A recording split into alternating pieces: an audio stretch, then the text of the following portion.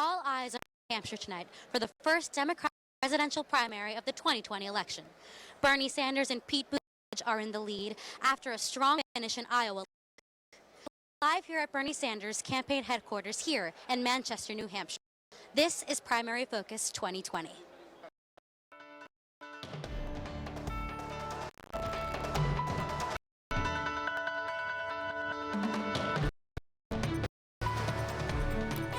Good evening and welcome to BUTV's Live Primary Focus 2020. I'm Jacob Wittenberg. And I'm Nat Bennett. For the next half hour, we're bringing you live team coverage of the first primary in the nation on the road to the 2020 presidential election. Breaking news for you right now as Andrew Yang has suspended the presidential campaign as of 8 p.m. tonight. We'll keep you up to date on what this means for the New Hampshire and beyond as we learn. In the meantime, the latest breaking poll results. With 25% of precincts reporting, Senator Bernie Sanders is leading with 28% of the vote. Mayor Pete Buttigieg is coming in with 23% of the vote. They are followed by Klobuchar, Warren, and Biden in that order. These results are many expected them to be coming into tonight, with Sanders and Buttigieg vying first and Warren, Biden, and Klobuchar competing for third. On the Republican side, we can also report President Donald Trump has 82% of the vote right now, with 11% of precincts reporting. In Massachusetts, Bill Weld trailing behind. Not only do we have live coverage, but we'll be bringing you expert analysis in studio. And as we bring you results live air, connect with us on Twitter at BUTV10 and BUTV10.com. We kick things off tonight in New Hampshire, where our team of reporters have been talking with voters all day. We have just closed, and BUTV10's Claudia Rosado has the list. Today, the Webster School is serving as Ward 1 local voter. We spoke with canvassers who believe that their candidate will receive the nomination. I chose here for me because I think that with all the chaos going on around Washington, D.C. right now, I think we really need an outsider, not like Donald Trump outsider, someone that has government experience. He's a mayor. He's used to solving kitchen issues for him. I think he can bring that to the whole country. I like the fact that she is not one side or another. I like the fact that she is more moderate and she will attract people from each side. So bringing together the coalition of Democrats, independents, moderate Republicans, that's what we need to do to defeat Donald Trump and most importantly, heal the country. He's got all this legislation twice. Nobody beats the NRA twice except Joe. Yeah, we need to get that exercise fumigated. Get this man out, and there's only one guy who can do that, and that's Joe. Still too early to tell, these supporters are certain that their pick will become the next nominee. Reporting for BUTV10, I'm Claudia Rosado. Now, this week's Iowa caucus shocked the nation with chaos and results from the beginning.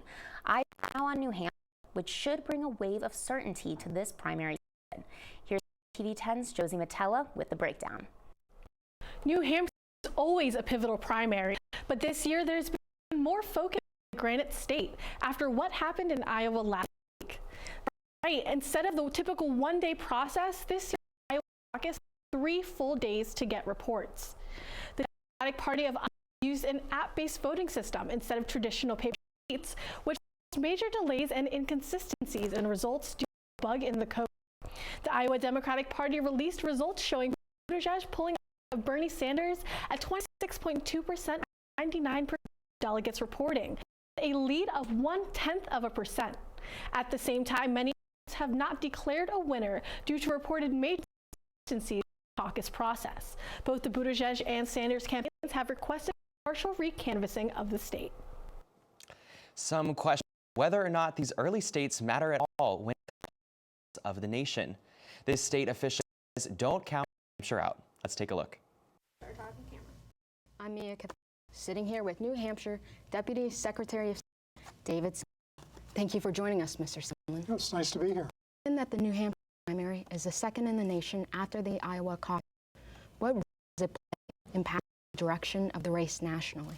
The reason why Iowa, New Hampshire, and the other early states are important is because it gives an opportunity for the little person that doesn't have name recognition, that doesn't have resources, might be a person in 4th grade that says, I want to grow up and be president of the United States, give them an opportunity to show up and run a campaign and get their message out there and actually try and compete.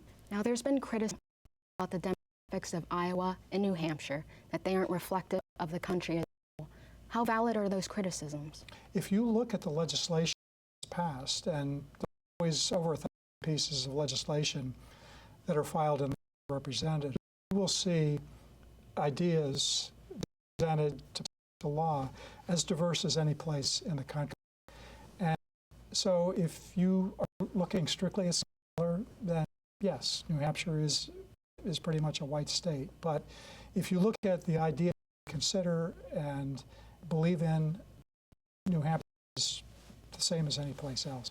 Now, that's all the time we have. Thank you so much for your time tonight, Mr. Scanlon. It's my pleasure to be here. Thank you. Back to you in Studio West. Now, New Hampshire is politically important that marks the first primary rather than a caucus. That's right, Natalie, and the importance of this is it's determine future states how they should go in determining the name. And as was mentioned, New Hampshire may not be the most racially diverse, but as mentioned, we do have that economic diversity. Definitely, and regardless of its diversity, the country is still looking to New Hampshire tonight. Decisions, and so there's those decisions. We do have some results to share so far tonight. 30% of results have Sanders leading the Democratic primary in New Hampshire with 28% of the vote. After Sanders, we have Buttigieg in a close second, 23%.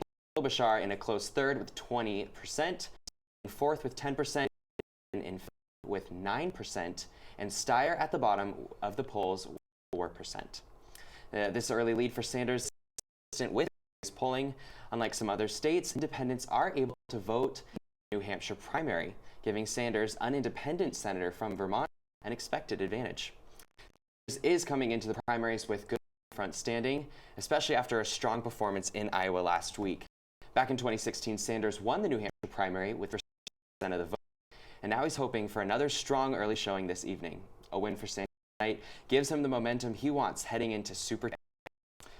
Buttigieg, however, remains close behind by only 5%. Klobuchar close behind too. So we'll check back. Things are up between the two. And we have seen a lot of unexpected developments in the lead up to tonight. Here to provide an excellent perspective is Courtney Son, a producer at Hearst Television, based in Hampshire, and a BUTV10 alumna responsible for producing our 2014 midterm election coverage.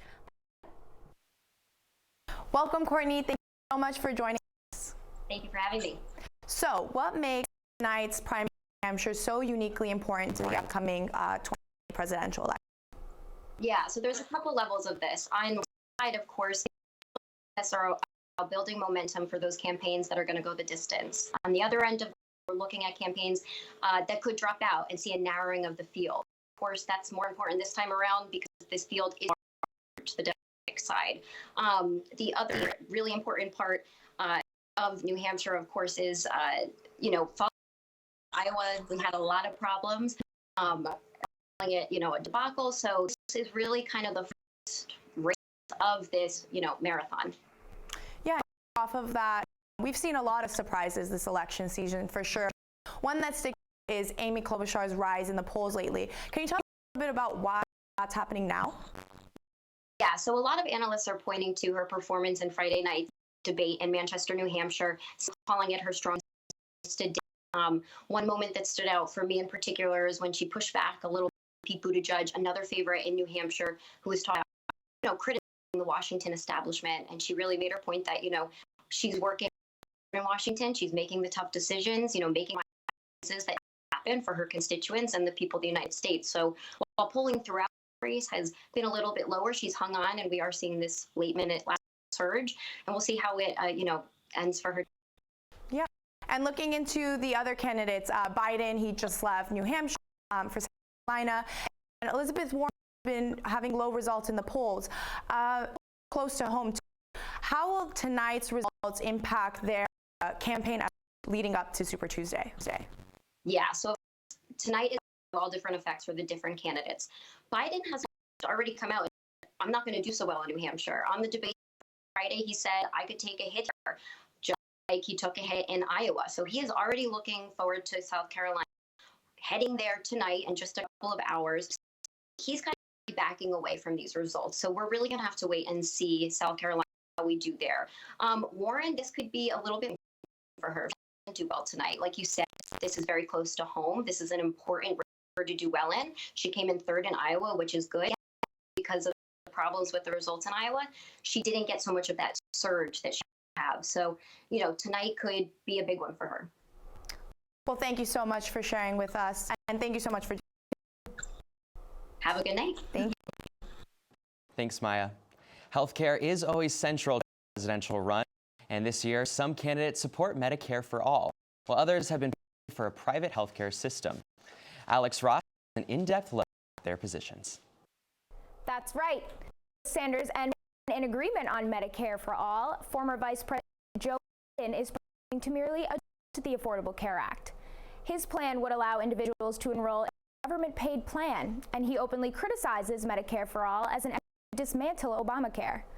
Klobuchar also an adjusted ACA plan available through either Medicare or Medicaid, opposing Sanders' abolition of private health care. Former Mayor Pete Buttigieg proposes to dismantle the current system by initially preserving private insurers before converting to a single-payer system. This plan differs from these more moderate ideas as it preserves private insurance for years before fully integrating Medicare for all. Sanders has a drastic plan as he simply supports Medicare for all of inauguration.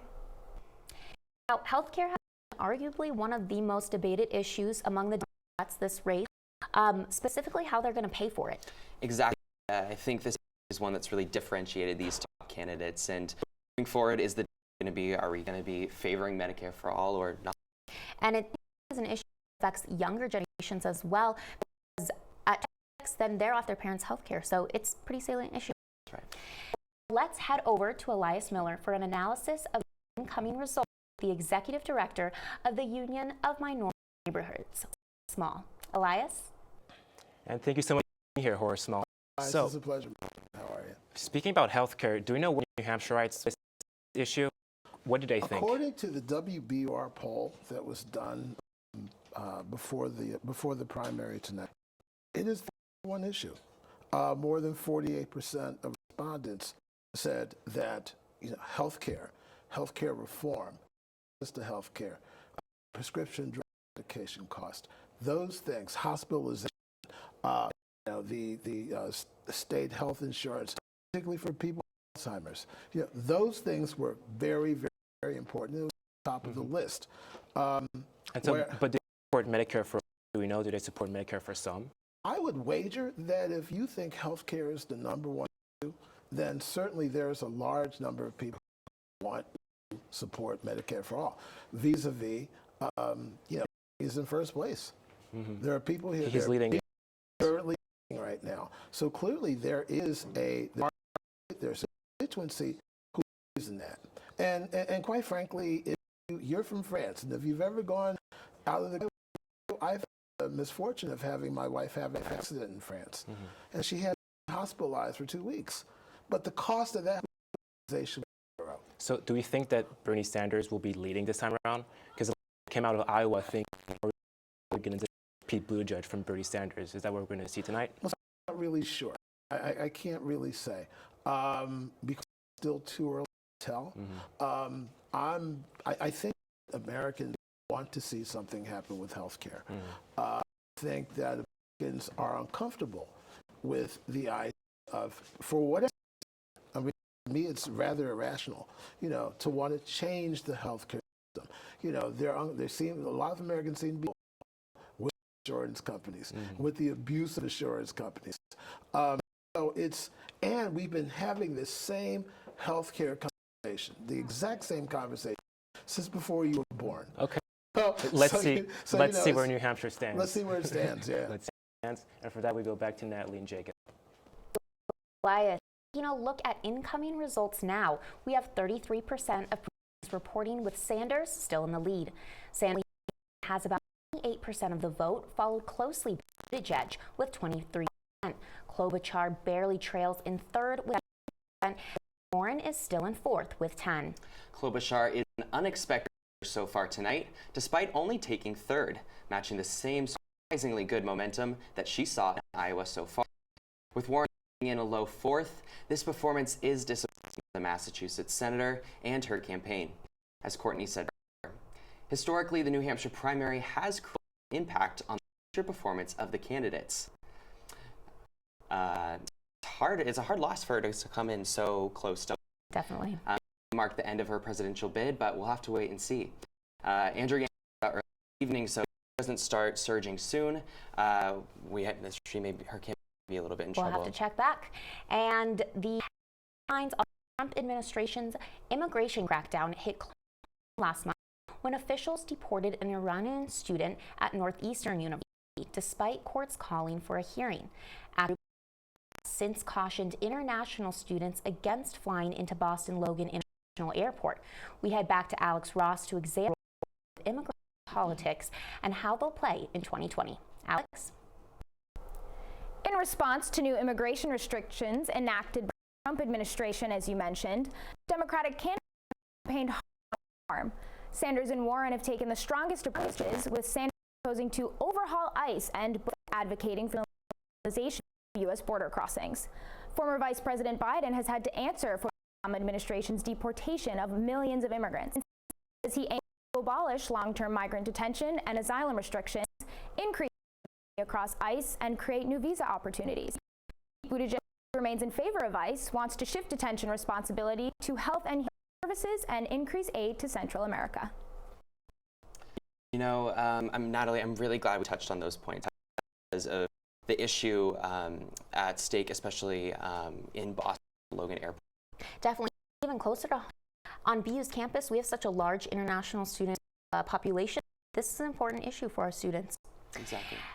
Now we turn back to Elias Miller and our community organizer, Horace, to understand the results. Elias? And so we were talking about Amy Klobuchar doing much better than expected.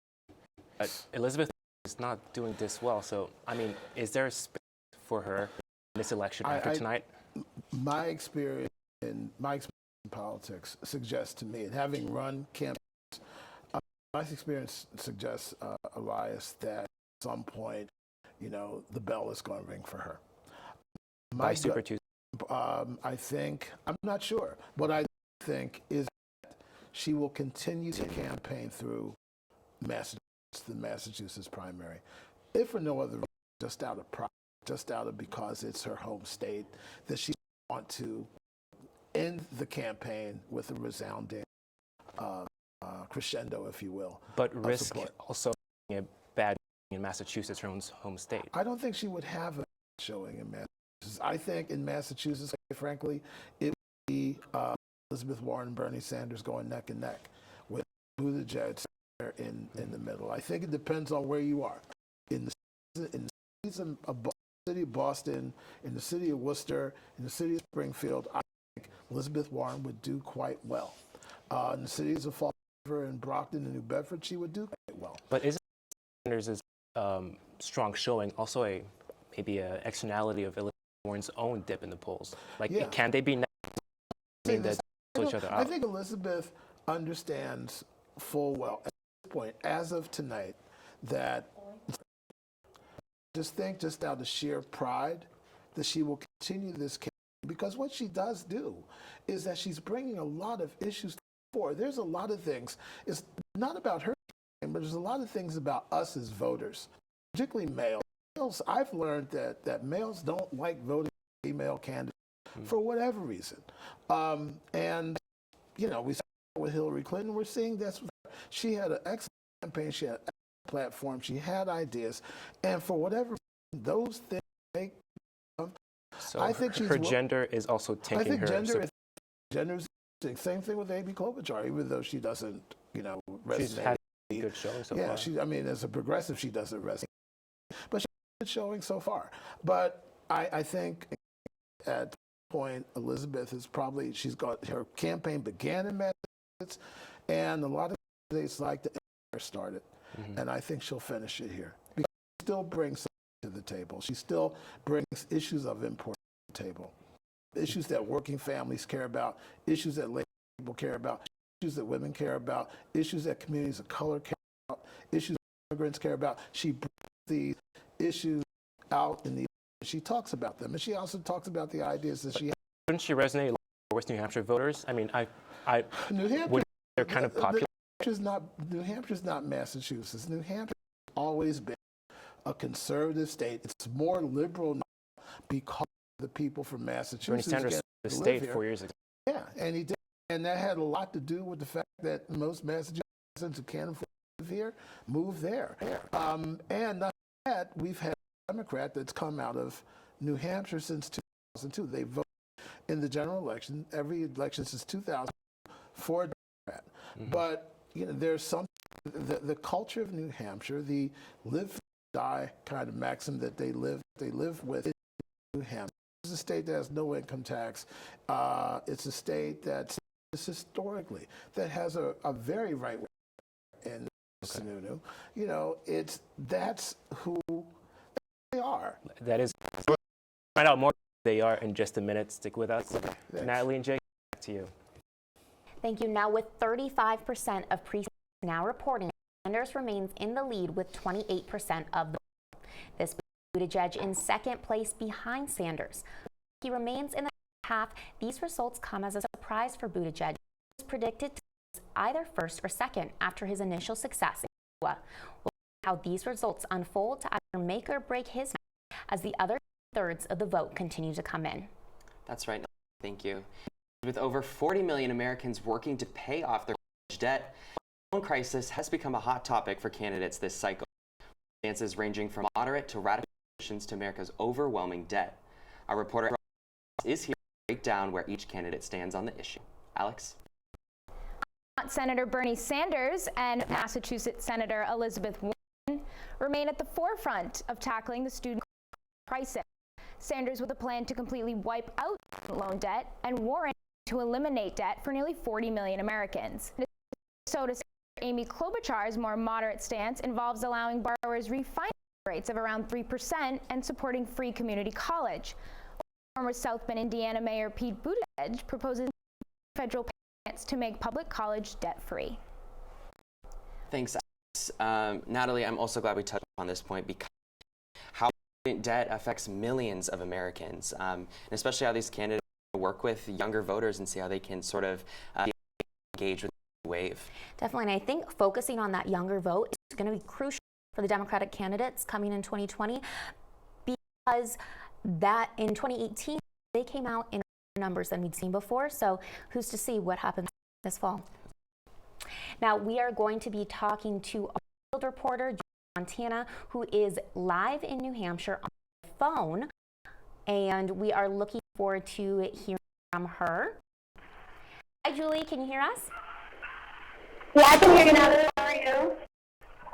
Hello, you are live from Via West. Hi, I'm here in New Hampshire, here at Bernie Sanders campaign headquarters in Manchester. Great, thank you. So my first question is, you're at the Sanders, what's there? Definitely very excited. They're playing a live of the events coming in, and the crowd's getting more and more riled up throughout the night. Great, and we know that Buttigieg is trailing by Sanders. Is there any fear that he might catch up? Or support and confidence? The mood from the room is very and confident. I think much more thinking about a Buttigieg come at second place. People here are really sticking to Bernie Sanders being very excited about the possibility of him getting the nomination. Right. Any word if he's going to come out to address the crowd soon? Well, they have filled out the back line with a bunch of supporters, so he might be coming in. We don't know exactly when, but we'll be here for that moment. Great. Thank you so much, Julie, and keep us updated. Now we turn back to Elias Miller and Horace Small for a close look at these results. Elias? And so Joe Biden is taking a hit in New Hampshire, as he said he wouldn't. Right. Nationally, he's not out.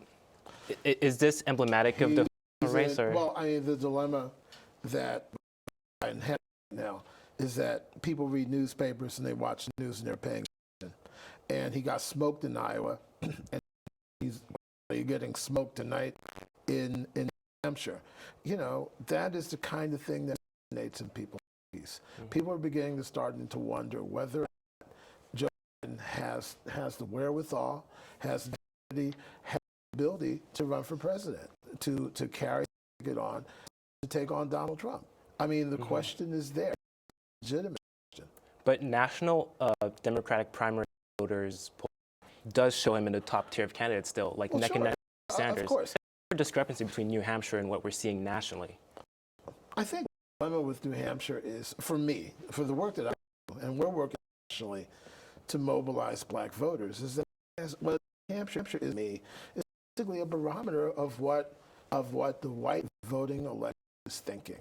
Okay, and what I've learned tonight is that Bernie has that core, that 20%, what he always had before, you know, and he's essentially the third for New Hampshire because he always represents as the progressive that represented that constituency community in New Hampshire.